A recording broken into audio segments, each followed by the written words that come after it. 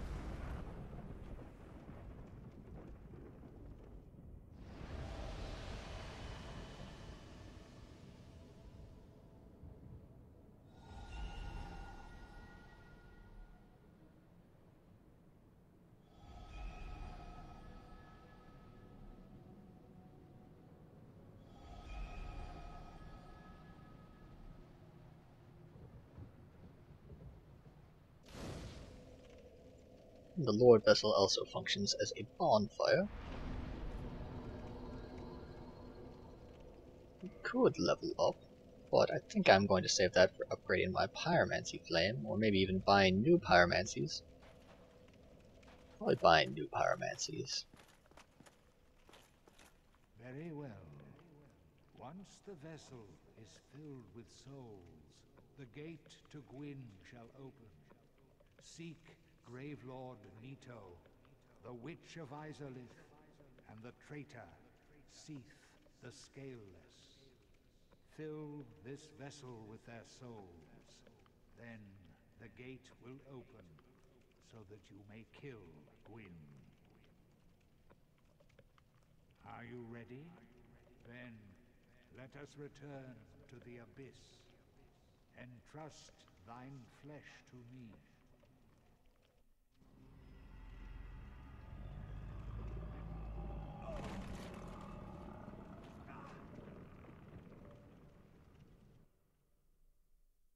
It's clearly an uncomfortable thing to have happen to you. You hear my guy like, ugh, ugh. I mean, you don't have any damage on the other side, at least. Look at his ears. He's just flopping around like crazy. I don't even know if those are ears. Those are coming out of his cheeks. What are those?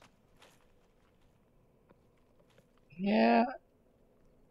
They don't seem to have, like, any holes or anything. They're like pseudo-ears, sort of. Or maybe they're like his lips that fell off? I don't really want to think about it anymore. Ah, if you wish, I shall grant the art of life drain, the legendary power of the Dark Lord. It can preserve your humanity while undead, and cast off the shackles placed upon your brethren. I actually was planning on entering a different covenant, but I've thought about it some more, and you know, just being able to invade people and PvP with them sounds pretty awesome.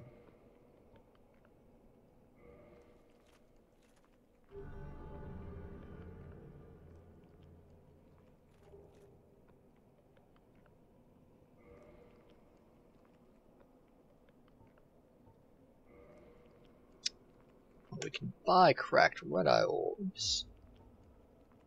But I believe if we just offer a few humanity... Farewell. Not sure how many we need to give him. But... What is it? Go on. State your... I think... if we just give him some humanity, we get a red-eye orb. Not a cracked red-eye orb, but... just... red-eye orb. That we can then use to invade whenever we want.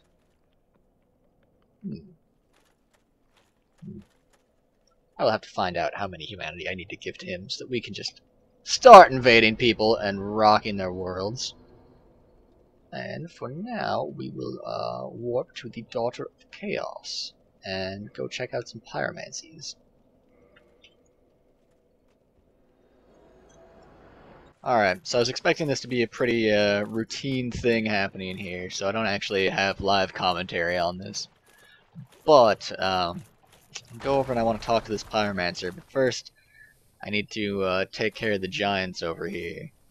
And this actually ends up being... I make a ton of poor decisions here. Stabbing, that's not bad. Backstabbing the giant. But right there, I think that the pyromancer got moved when he pushed that boulder, because there I swing and she actually ends up getting hit somehow. We were way far away from where she was. I try to just restart, and now I'll show you guys the live commentary I do have. And I have pissed off the pyromancer. This is horrible.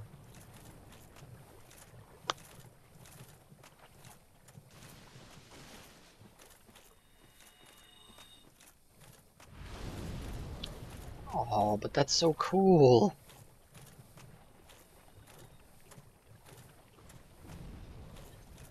Ah, I did all I could to try and not have the pyromancer be angry. Tried restarting the game right after I accidentally hit her.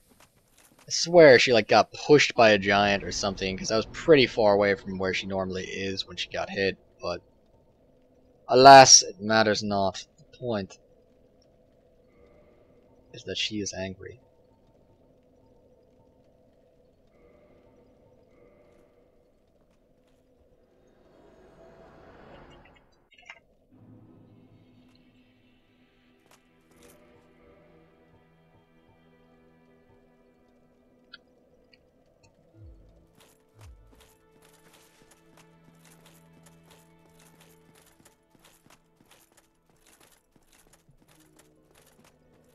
You know, the gate, the old fortress.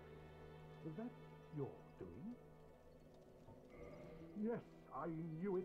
It seemed like an unlikely coincidence. Well, am I fortunate? This Knight of Katarina thanks you sincerely. Please, take this as a token of my gratitude. Well, unfortunately I don't have any faith to use that miracle at all. But I seem to be out of pyromancers, so this guy went down to the swamp to visit with the pyromancer down there. And the pyromancer down there accidentally hit. So I'm gonna go ahead and level up. Get some more endurance. Stamina is awfully good.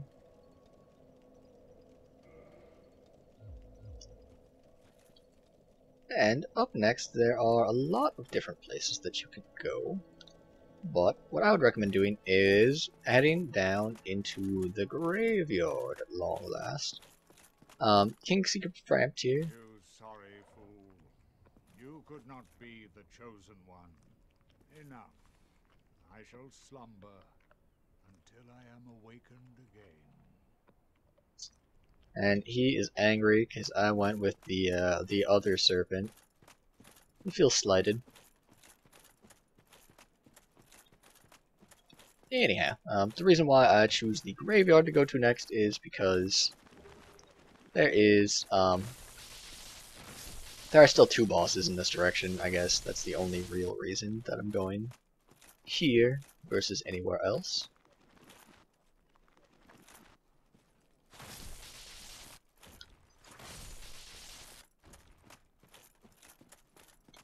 And these skeletons stay down, but some of the ones that are actually in the catacombs beneath here do not necessarily stay down. So it's a winged spear. You can get that a lot earlier on in the game. It's actually pretty good equipment for a long time.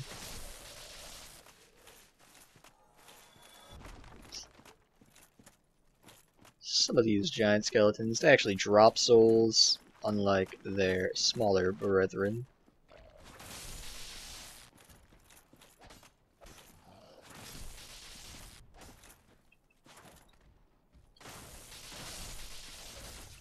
Oh, I thought I was going to be able to block that. Must have been facing the wrong direction a little bit.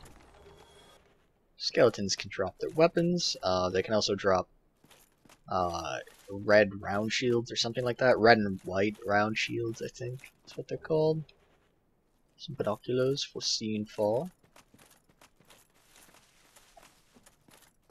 Yeah, the red and white round shield is just a small shield, basically. Not a whole lot more to it than that.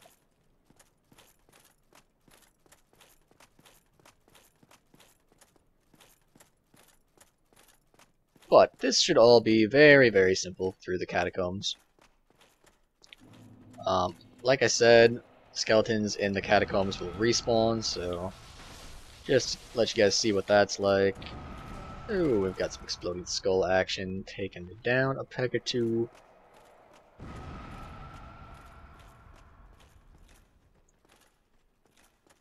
Anyhow, I'm not going to wait around for that skeleton to respawn, after all.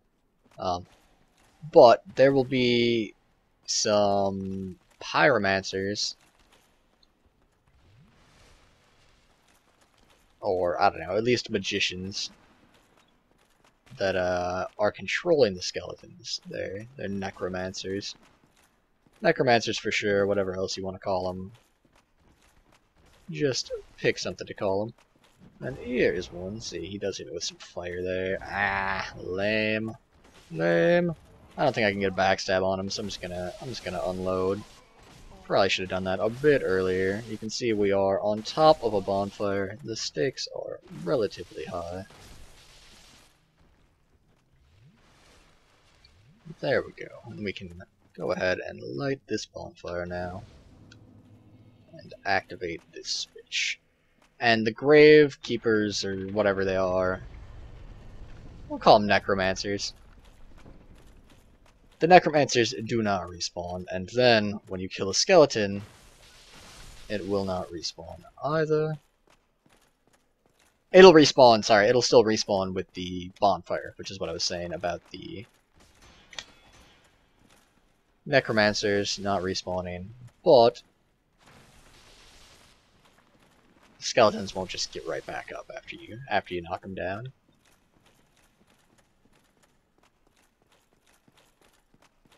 So in general, you kind of want to rush forward and kill the necromancer in order to make the skeletons vulnerable.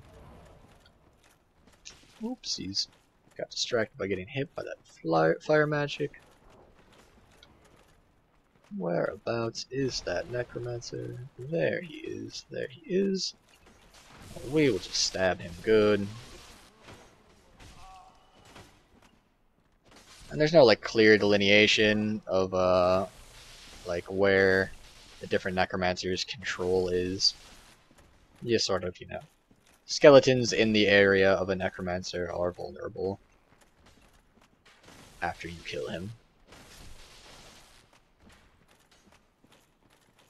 So keep on rolling forward and killing the skeletons as you go. You don't want to, you know, accrue a massive army of skeletons behind you. That's not gonna help you so much in terms of fighting stuff.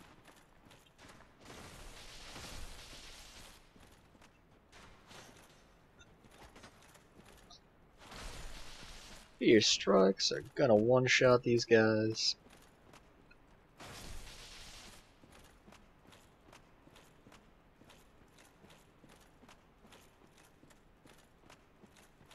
And there is some loot around in general, as always. So keep an eye out for that.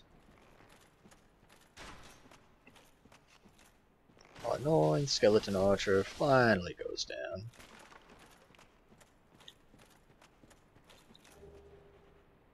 And don't expect like any, you know, massively helpful stuff around here. Like I said, this is quite a bit behind where we are level-wise. We're just coming back to it now for the sake of efficiency. I'm a little bit lost, to be honest. A little bit lost. Yeah, this looks right. Yeah, let's run over there and get... Oh, that skeleton statue back there tried to stab me. We're gonna run back here and get to that trigger back there. Stab him. Oh, these guys actually have a necromancer that's still helping them respawn.